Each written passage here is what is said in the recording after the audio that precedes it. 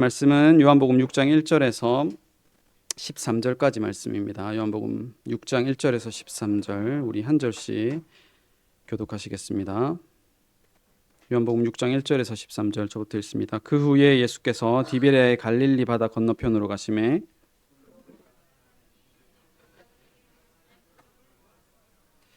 예수께서 산에 오르사 제자들과 함께 거기 앉으시니 예수께서 눈을 들어 큰 무리가 자기에게로 오는 것을 보시고 빌립에게 이르시되 우리가 어디서 떡을 사서 이 사람을 먹이겠느냐 하시니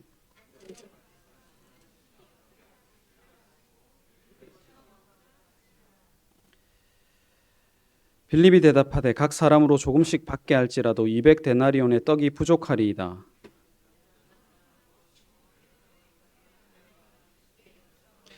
여기 한 아이가 있어 보리떡 5개와 물고기 2마리를 가지고 있나이다. 그러나 그것이 이 많은 사람에게 얼마나 되겠사옵나이까.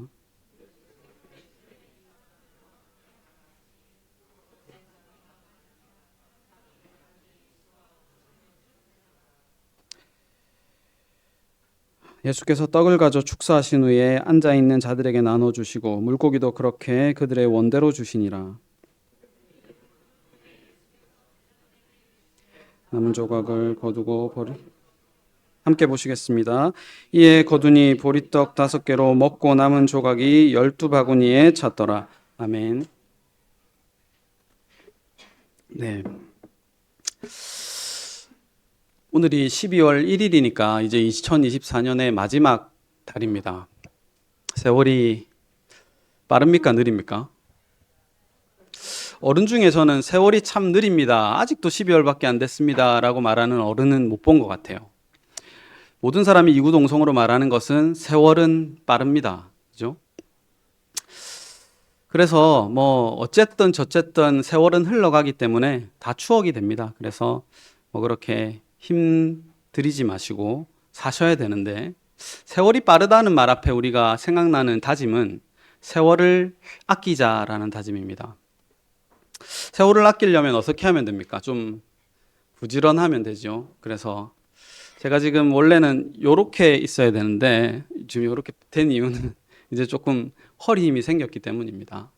그래서 좀 여러분 부지런하려면 좀 운동도 좀 하시고 그리고 좀 책도 좀 읽으시고 또 시간을 아껴서 이렇게 자기가 맡은 일에 전문가가 되시고 그러면 훌륭한 사람이 될 수 있죠.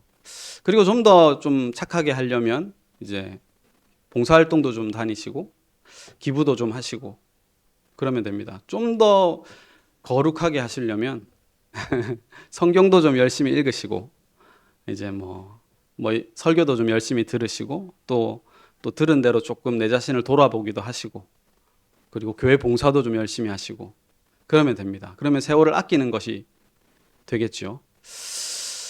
그런데 세월을 아끼라 다음에 어떤 말이 있는 줄 아십니까? 에베소서 5장 13절인가 14절인가 16절인가 모르겠네요.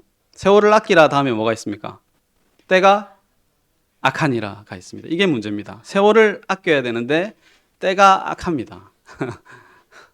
이때 말고요. 세월이 악하죠. 그러면 그 때 안에 우리는 살고 있습니까? 아니면 이때 바깥에 살고 있습니까? 우리도 이 세월 안에 살고 있기 때문에 문제는 뭐냐면 나도 악하다는 사실이에요. 우리도 악합니다.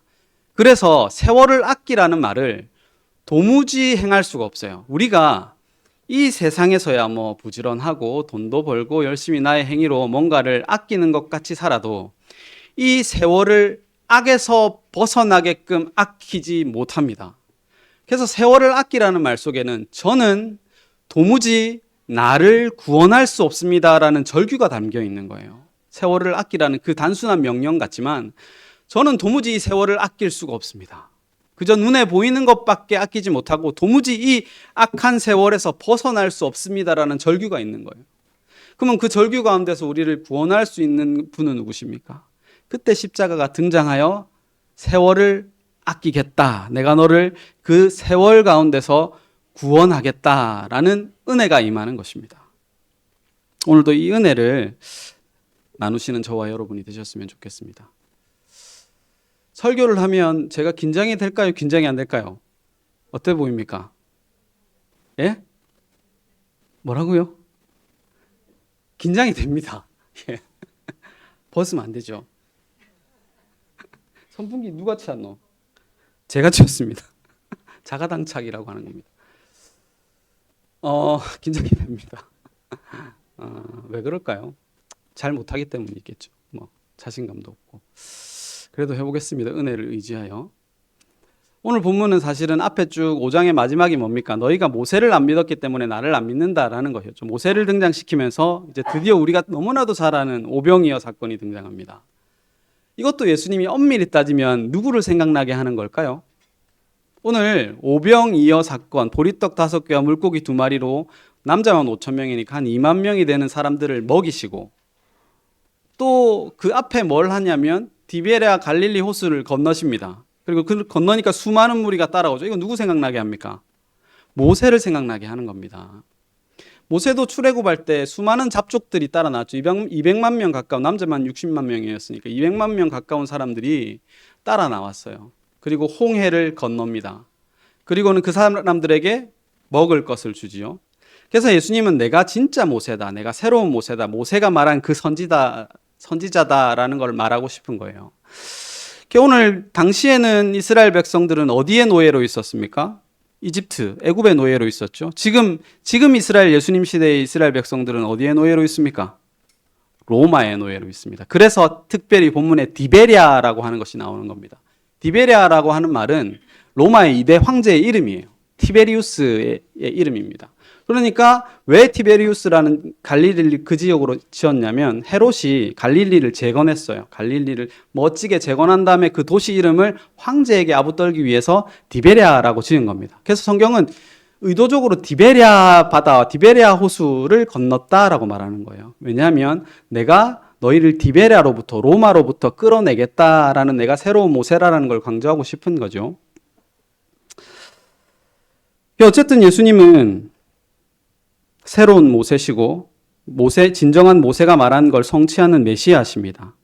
성경은 그래서 반드시 예수님으로 읽어야 되는데 오늘 본문을 예수님으로 해석하는 설교는 거의 들어보지 못한 것 같아요. 오늘 본문을 보면 보통 누구를 강조합니까?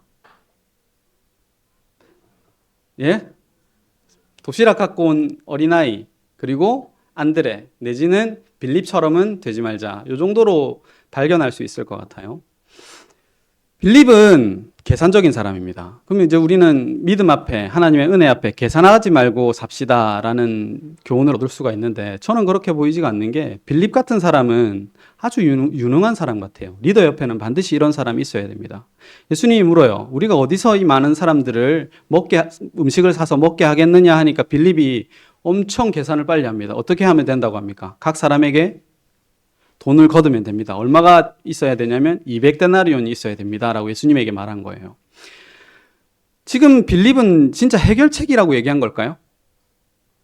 해결책이라고 얘기한 것이 아닙니다. 200데나리온이란 말은 한 데나리온은 그 하루의 일당이거든요.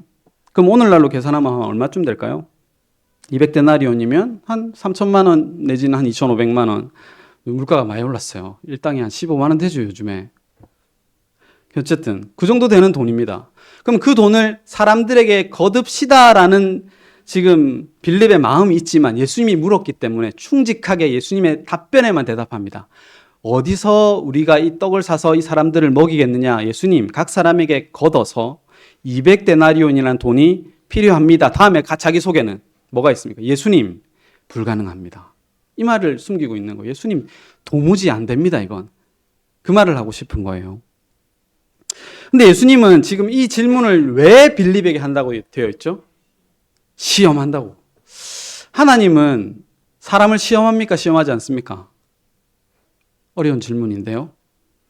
대답을 해봅시다. 하나님은 사람을 시험합니까? 시험하지 않습니까? 여러분 가운데 하나님이 여러분의 인생을 시험했습니까? 안 했습니까? 고민해 보세요. 시험했죠? 저도 한 것 같아요. 수많은 과제들이 있었고 수많은 넘어짐이 있었고 그 시험 앞에 성공했다 생각한 적도 있고 끊임없이 실패한 적도 많습니다. 근데 야고보서 우리 13장 14절 제가 한번 읽어드릴게요. 있는 분 한번 찾아보세요. 한 목소리로 한번 읽어볼까요? 야고보서 1장 13절 14절 우리 찾았으면 한 목소리로 한번 읽어보겠습니다. 시작. 사람이 시험을 받을 때에 내가 하나님께 시험을 받는다 하지 말지니 하나님은 악에게 시험을 받지도 아니하시고 친히 아무도 시험하지 아니하시느니라. 오직 각 사람이 시험을 받는 것은 자기 욕심에 끌려 미혹됨이니. 아멘. 여기까지만 읽어보겠습니다. 여러분, 그러면 이 구절을 그대로 구약에 갖다 대면 시험 받은 사람이 있습니까? 없습니까? 구약에 한번 갖다 대봅시다. 욥은 사탄이 시험했다고 우겨보고요. 아브라함은 그렇지 않죠? 아브라함에게 하나님께서 시험하십니다. 어떤 시험하십니까? 이삭을 바쳐라 합니다. 이삭을 바쳐라. 시험을 줬어요, 하나님이. 분명히 하나님은 시험하셨어요. 그러면 아브라함이 어떻게 할게요? 이삭을 어떻게 했습니까? 바칩니다. 그러면 아브라함은 시험에 통과했죠. 그래서 하나님께서 한번 제가 구절을 읽어드릴게요. 창세기 22장 11절에서 14절입니다. 한번 찾아보시고요. 시험에 통과했습니다. 이삭을 죽이려고 하니까 갑자기 천사가 내려와서 아브라함아 아브라함아 소리를 지릅니다. 제가 한번 읽어드릴게요. 여호와의 사자가 하늘로부터 그를 불러 이르시되 아브라함아 아브라함아 하시는지라. 아브라함이 이르되 내가 여기 있나이다 하매 사자가 이르시되 그 아이에게 내 손을 대지 말라. 그에게 아무 일도 하지 말라. 내가 내 아들 독자라도 아끼지 아니하였으니 네가 아들 안 아꼈으니까 내가 이제야 뭘 알았는데 내가 이제야 하나님을 경외하는 줄을 알았다 합니다. 그리고는 아브라함이 눈을 들어 살펴본즉 한 순양이 뒤에 있는데 풀이 수풀에 걸려 있는지라. 아브라함이 가서 수양을 가져다가 아들을 대신하여 번제로 드렸더라. 이렇게 나옵니다. 그럼 이 구절을 읽으면 아브라함은 시험에 통과했죠. 하나님이 내신 시험에 통과한 사람입니다. 그래서 어떤 복을 받았습니까? 수풀에 걸린 어린 양을 얻는 복을 받았죠. 아멘이 되십니까? 아멘이 되십니까? 한번 본문을 자세히 봅시다. 네가 이제 드디어 독자라도 안기지 않고 나에게 줬기 때문에 네가 하나님을 경외하는 줄 하나님이 이제 알았대요. 너 합격했다 이 말인 겁니까? 아닙니다. 아브라함이 지금 독자를 죽이면 어떤 사람이 됩니까? 행위로 구원받은 사람이 됩니다. 독자를 죽이는 것만큼 하나님 앞에 의로운 것이 있겠습니까? 하나님 앞에 대단한 걸 드리는 게 있겠습니까? 없지요. 지금 아브라함은 행함의 극치를 이제 달려가고 있어요. 하나님이 근데 하라고 했어요, 사실은. 이삭을 바쳐라 해서 이삭을 바쳤지요. 안식일을 지키라 해서 안식일을 지켰고요.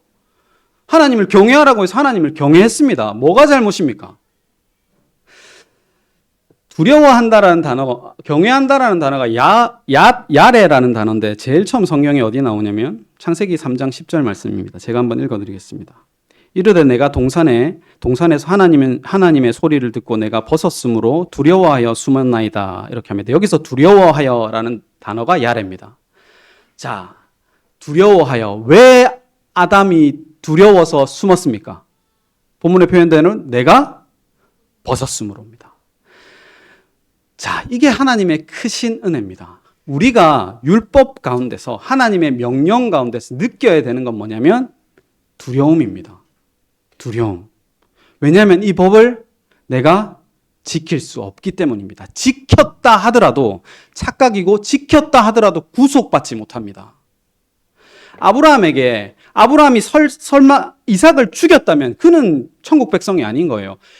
이삭을 죽이려고 하자 하나님이 멈추라 하십니다. 급하게 부르시는 거예요. 아브라함아, 아브라함아, 죽이면 너는 나하고 상관없는 자가 된다. 자식을 죽이면 안 된다. 너는 거기서 멈춰라. 그리고는 네가 하나님 나를 두려워하는 줄 알아라. 네가 그 두려움으로 도무지 나와 접촉할 수 없는 자임을 알아라. 너와 나의 격차는 이만큼이란다. 그런데 잘 봐라. 수풀에 걸린 순양을 번제로 대신 드려라. 그러면 이제 두려움이 없어질 거다. 이 말인 거예요. 사랑은 두려움을 이깁니다, 여러분.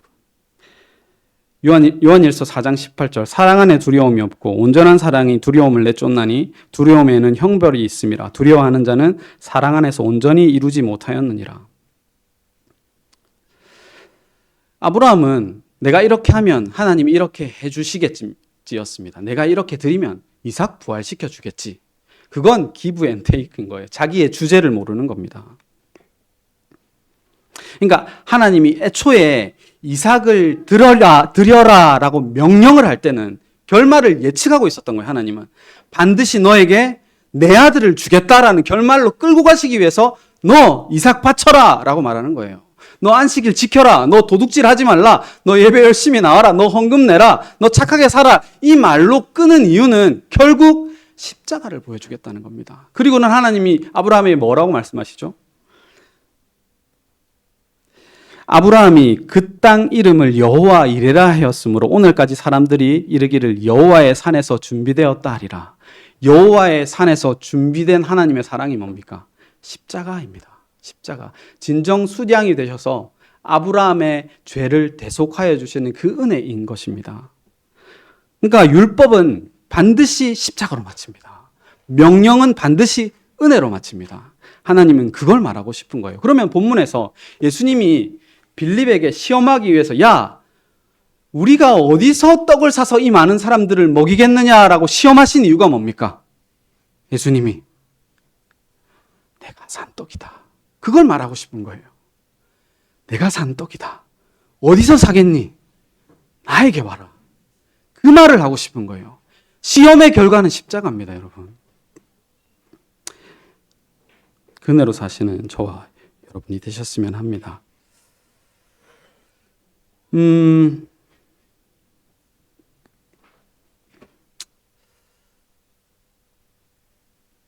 모세 시대에도 보시면 수많은 잡족들이 나왔습니다.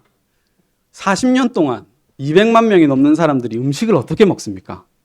도무지 그들의 계산으로는 불가능합니다. 어떻게 먹죠? 하늘에서 만나가 떨어집니다. 하늘에서 만나가. 오늘 본문의 오병이어 사건은 단순한 그냥 이적을 얘기하는 게 아니라 내가 십자가를 통하여 너희에게 산 떡이 되겠다. 내가 죽어 너희에게 생명의 양식이 되겠다라는 말이에요. 근데 이 말을 하면 이성적인 세상의 사람들은 왜 그렇게까지 성경을 비약하여 설명하십니까? 왜 그렇게 알레고리로 설명하십니까? 그거 그냥 인간의 행함도 분명히 있잖아요. 안드레의 행함도 너무 귀하고요. 그 어린아이의 행함도 얼마나 귀합니까? 그거 드러내면 왜 안 됩니까? 라고 말할 수가 없는 게요.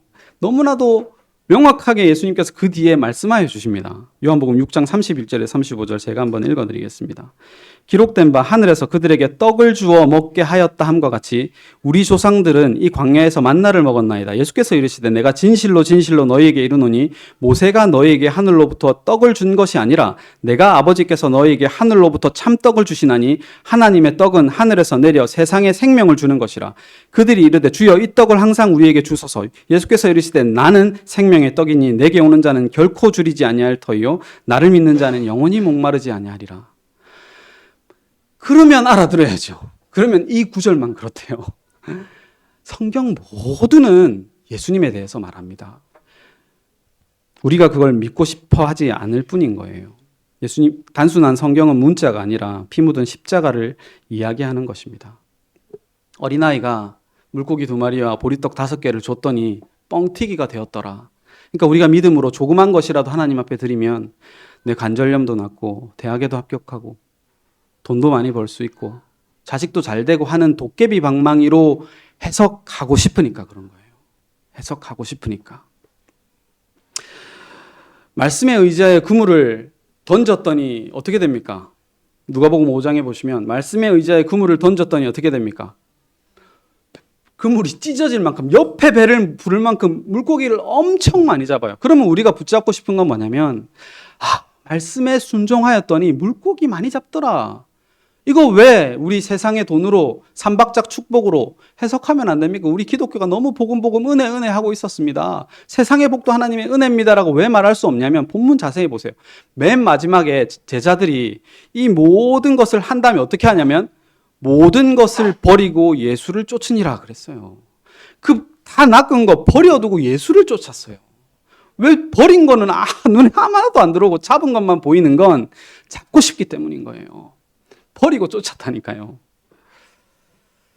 여기에서 아이가 도시락을 줬다는 말은 없습니다. 본문 자세히 보세요. 아이가 도시락을 줬다는 말이 없어요. 아이가 도시락이 있습니다라고 보고했습니다. 안드레가. 그리고 아이가 가졌다고 하는 건 참으로 웃기죠. 아이는 도시락을 만들 능력도 없고 줄 능력도 없고 지킬 능력도 없어요. 그러니까 아이는 다짐과 결단을 할 수가 없어요. 제 거 드리겠습니다는 다짐을 할 수 없으니까 아이란 말입니다. 아이가 가지고 있어요. 그리고 안드레도 너무 웃긴 게 롯데 자이언츠 신앙보다도 못하죠. 공 잡으면 어떻게 됩니까? 관중석에서 주라 합니다. 근데 안드레가 애가 가지고 있는 걸 뺏어요. 왜 안드레는 애가 가지고 있는 걸 예수님한테 보고했을까요? 안드레의 속마음 안에 뭐가 있을까요? 충성심이 있었겠죠. 섬기고 싶음이 있었겠죠. 예수님이라도 먹으세요. 내가 예수님을 먹이기 위해서는 사마리아라도 가겠습니다. 그 마음 아닙니까? 병행 구조를 보시면 지금 제자들의 행동이 전혀 선하지 않다는 걸 알 수 있습니다. 제가 누가복음 9장 12절에서 13절 한번 찾아보실래요? 누가복음 9장 12절에서 13절입니다. 병행 구절이 마태, 마가, 누가, 요한 다 나옵니다. 오병이어 사건은. 이제 요한복음 외에는 다 거의 동일하게 이렇게 기록하고 있어요. 한번 읽어보겠습니다. 시작. 날이 저물어 가매 12 사도가 나와 여짜오되 무리를 보내어 두루 마을과 촌으로 가서 유하여 먹을 것을 얻게 하소서. 우리가 있는 여기는 빈들이 여기 보세요. 제자들은 벌써 예수님에게 해결책을 제시했죠. 뭐라고 했습니까? 사람들이 많으니까 이제 각자 흩어져서 마을과 촌에 가서 각자 먹으라고 보내세요. 이 말을 했어요. 그러니까 예수님이 뭐라고 하냐면 시작. 예수께서 이르시되 너희가 먹을 것을 주라 하시니 여짜오되 우리에게 떡 5개와 물고기 2마리밖에 없으니 이 모든 사람을 위하여 먹을 것을 사지 아니하고는 할 수 없습니다 라고 말하는 거예요. 그러니까 예수님이 의도적으로 물었어요. 야, 너희가 먹을 것을 줘라. 우리에게는 없는데요. 그러니까 애초에 제자들은 뭔가 대단한 결심과 믿음이 없었고요. 이성적으로 판단하여 해결책도 있었습니다. 왜 예수님은 마을과 촌으로 흩어 보내시지 않으셨을까요? 흩어 보내도 되잖아요. 왜 안 보내셨을까요? 왜냐하면 마을과 촌에는 양식이 없기 때문입니다. 이게 너무나도 중요한 거예요. 지금 제자들하고 내 눈하고 예수님의 눈은 전혀 다릅니다. 마을과 촌에는 우리를 배부르게 할 양식이 없습니다, 여러분. 우리는 여러분, 우리 이제 진우가 낳은 아들 아니죠. 딸 이름이 뭔지 압니까? 서아입니다. 서아. 아름다울 서에 무슨 아였는데 까먹었어요. 서아죠, 서아. 서아는 뭘 가지고 태어났을까요? 뭘 가지고 태어났어요? 서아는 아무것도 안 가지고 태어났어요. 오로지 뭐만 가지고 태어났게요? 부모의 사랑만, 부모의 보살핌만 가지고 태어났어요. 근데 이제 다 서아로 태어나서 다 이만큼 자랐습니다. 뭐 나이 차이는 있지만 그렇잖아요. 이제 이만큼 많이 자란 사람도 있고 이제 너무 많이 자란 사람도 있는데 이제 갈 날이 얼마 안 남으신 분들도 계시고 이만큼 자랐어요. 이만큼 자란 가운데 희노애락이 있었죠. 희노애락이 있었습니다. 많이 가질 때도 있고 덜 가질 때도 있었어요. 그렇지만 여러분 한번 되돌아보세요. 우리 안에 지금 만족이 있습니까? 없습니까? 있습니까? 저는 아직 배고픕니다. I'm still hungry. 배고픕니다. 만족이 없는 이유는 첫 번째는 본전 생각이 나기 때문이에요. 과거에 이것들 빼앗기지 않았더라면 어땠을까? 그러면 본전 찾으면 여러분 만족할까요? 확실히 여러분 안 됩니다. 그건 제가 너무 잘 압니다. 지금 본전 찾고 땄는데도 아직 만족이 없어요. 여러분 그러면 왜 만족이 없냐면 사람들과 경쟁하기 때문입니다. 그럼 사람들과 경쟁하여 이기면 만족이 있습니까? 또 더 나은 것을 사람은 추구하게 되어 있습니다. 여러분이 살아봐서 아시잖아요. 인생 가운데는 만족이 없습니다, 여러분. 공허합니다. 유일한 만족은 예수님입니다. 예수님의 먹여주심입니다. 어디 가야 양식이 있나요? 어디 가야 양식이 있습니까? 양식을 구할 곳은 오로지 내가 죽였다고 생각한 그 형제에게 가야 있습니다. 11형제는 세상 어디에도 양식이 없어요. 근데 내가 죽인 형제에게 가니까 양식이 있어요. 우리에게 양식은 어디 있습니까? 세상 어디 가도 없어요. 내가 판 예수에게 가야 있다니까요. 저는 예수 안 팔았는데 예수 팔면 지옥 가는 거 아닙니까? 가룟 유다는 예수 팔아서 지옥 간 게 아니고요. 예수님이 사랑하지 않았기 때문에 지옥 간 겁니다. 다 팔았어요. 베드로도 팔았고요, 심적으로. 요한도 팔았고요. 다른 제자들도 다 심적으로 다 팔고 도망갔어요. 우리도 팔았어요.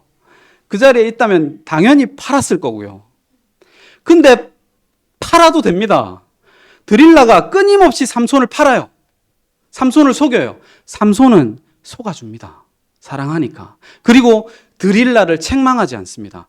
드릴라를 협박하고 겁주고 괴롭혔던 그 사람들을 심판합니다. 이게 얼마나 큰 사랑입니까? 우리는 예수를 끊임없이 세상에 속아, 사탄에 속아 팝니다. 근데 우리를 심판 안 하고 세상을 심판합니다. 사탄을 심판하고요. 이걸 뭐라고 하냐면 편애라고 합니다. 편애. 편애라는 단어가 얼마나 감사한지 몰라요. 그냥 편애합니다, 우리를.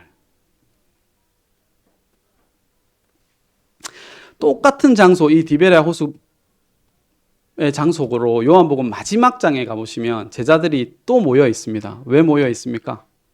이제 예수님은 죽고 자기에게는 아무 희망도 없고 물고기나 잡자 해서 디베랴 바닷가에 다시 모입니다. 그리고 물고기를 잡으려고 밤새 수고합니다. 한 마리도 못 잡습니다. 한 마리도. 그때 예수님께서 오셔서 그물을 배 오른편에 내려라 하시니까 153마리나 잡죠. 그리고는 예수님께서 조반을 직접 차려 먹여주십니다. 이 먹임으로 우리가 삽니다. 세상에서 맛있는 김은 잘생김 있고요. 그리고 진짜 맛있는 김, 성경김 맛있더라고요. 성경김 맛있고. 진짜 세상에서 제일 맛있는 김은 뭘까요? 먹임입니다. 먹임. 예수님의 먹임. 아재아재 바라아재인데 저는 괜찮았다 생각했는데 못 살린 제 잘못입니다. 세상에서 제일 맛있는 김이 뭐라고요? 예수님의 먹임입니다. 네. 만족해요, 저는.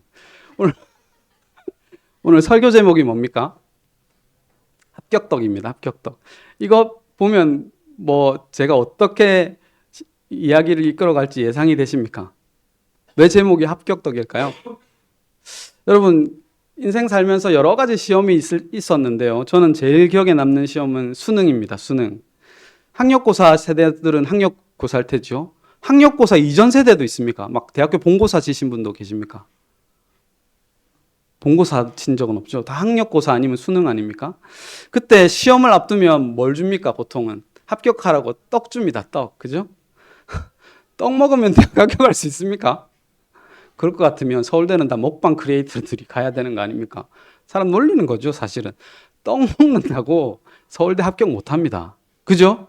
근데 너무 감사한 거는 천국은 떡 먹으면 갑니다. 합격도. 여러분, 천국은 떡 먹으면 가요. 열심히 내가 일해서 떡도 살 필요 없어요. 무슨 김이 제일 맛있다고요? 예수님의 먹임. 이미 합격덕 주시는 거예요. 한 게 없어요. 아무것도. 그러니까 여기에 무슨 자랑이 있습니까? 내가 좀 이 설교 좀 잘했다고, 설교 좀 못했다고 무슨 자랑이 있어요? 문집사님 안 오셨네요. 뭐 밥 잘한다고 무슨 자랑이 되겠어요? 그 이 먹임 앞에 그냥 박수 받으면 돼요. 우리한테. 아이고 밥 참 맛있다. 오늘 비빔밥이거든요. 문집사님이 엄청 노력하셨어요. 맛있을 거예요. 맛있다고 해주세요. 그건 거예요. 여러분 떡 하나 주면 안 잡아먹지. 이건 세상이 하는 말입니다. 세상이. 너 떡 주면 내가 너 안 잡아먹을게. 근데 진짜 떡은요. 내가 죽어. 내가 잡아먹혀 너에게 먹임바 될게. 이게 진짜 떡이에요. 호랑이와 곶감 얘기 알아요? 전래동한테. 호랑이와 곶감 얘기합니까? 이것도 잘 살려볼게요. 저는 은혜를 받았는데 아이가 막 울어요. 아이가 막 우니까 배고픈 호랑이가 그 아이의 울음소리를 듣고 왔습니다. 왜 왔을까요? 잡아먹으려고 왔죠. 세상입니다. 사탄이고요. 그때 엄마가 얘기합니다. 너 이놈 새끼 호랑이가 잡아간대 자꾸 울면 하니까 아이가 울음을 그칩니까? 웁니까? 더 울어요. 우리는 세상의 협박 앞에 더 울어요. 그러니까 울어도 돼요, 여러분. 욕심내도 되고. 근데 아이가 언제 울음을 그치죠? 곶감 줄게 하니까 울음을 그칩니다. 호랑이는 왜 도망갑니까? 오씨, 곶감이 호랑이보다 더 무섭나 보다 하고 곶감이 저도 올까봐 도망가요. 생명의 떡이 제일 힘이 셉니다, 여러분. 잘 연결이 됐나요? 생명의 떡이 제일 힘이 셉니다. 생명의 떡 앞에 세상의 호랑이는 다 물러가요. 그네로 사시는 여러분 되시기 바래요. 그냥 떡 먹으면 됩니다. 복잡하게 생각하지 말아요. 먹임으로 사시는 저와 여러분들이 되시기를 바랍니다. 기도하시겠습니다. 고마우신 하나님 아버지, 우리를 늘 괴롭히고 시험하는 건 세상이며 나의 죄며 나의 욕심입니다. 오늘도 진정한 사랑으로 은혜로 감사로 저에게 찾아오셔서 내 살을 찢어 너희를 먹이는 그 참된 성만찬이, 그 참된 먹임이 우리를 천국으로 이끌고 간다고 하니 그 얼마나 감사한 일입니까? 이 감사와 은혜 가운데 살 수 있도록 우리를 성령 가운데 늘 주관하여 주시옵소서. 예수님의 이름으로 기도합니다. 아멘. 우리 다 같이 찬송.